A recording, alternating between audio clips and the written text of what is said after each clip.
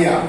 आज इस कार्यक्रम में मंचासीन हमारे बीच राष्ट्रीय महामंत्री रामेश्वर जी पटेल जाट साहब एवं सभी मातृशक्ति जो भी दायित्ववान कार्यकर्ता हैं यहाँ उपस्थित सभी को मानवाधिकार सहकार ट्रस्ट की ओर से मैं हार्दिक बधाई शुभकामनाएं देता हूँ।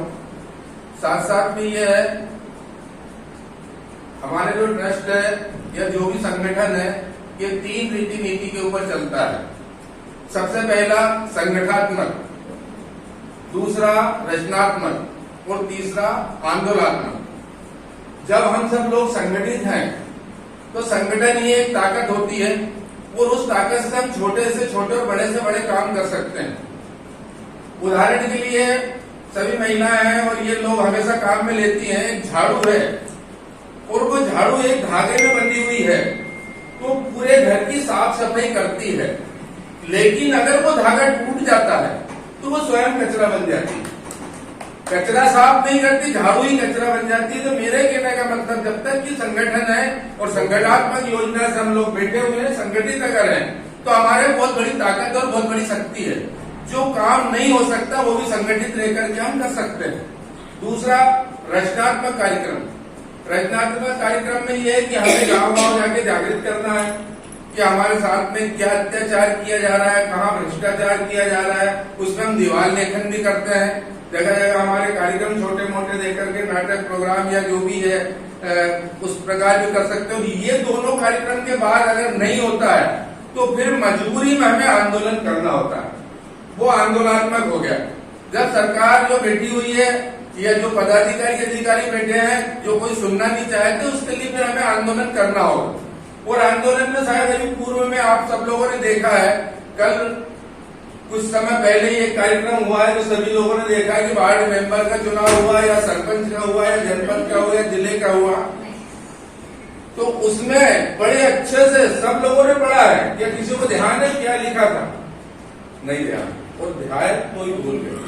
उसमें स्पष्ट लिखा है, मैं युवा प्रत्याशी कर्मठ, जागरूक, लगनशील, मिलनसार, ईमानदार, शिक्षित, सारी चीजें लिखी है। जुझारू भी तो क्या मातृशक्ति के लिए कहीं वो जुझारू रहा है?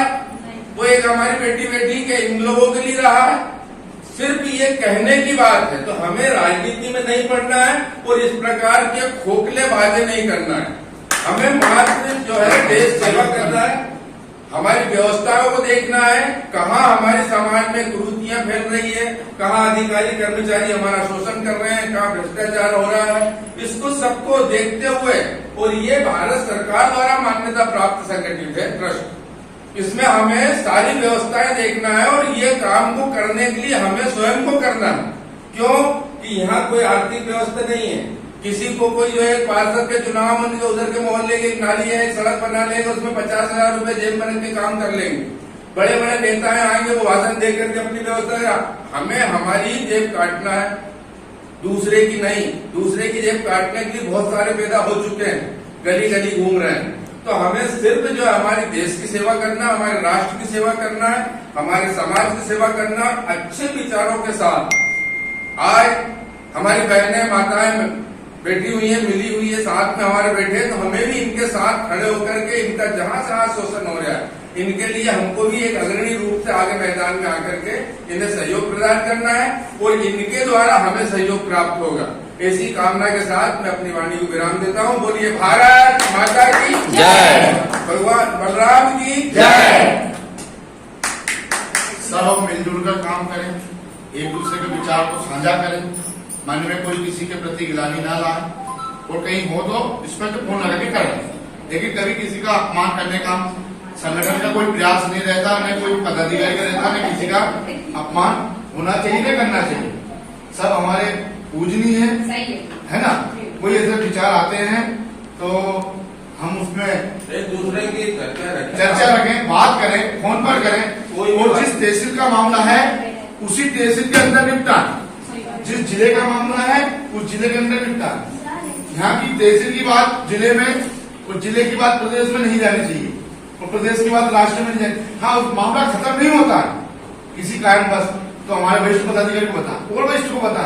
एक लाइन है हमारे साकल है, कोई समस्या आती है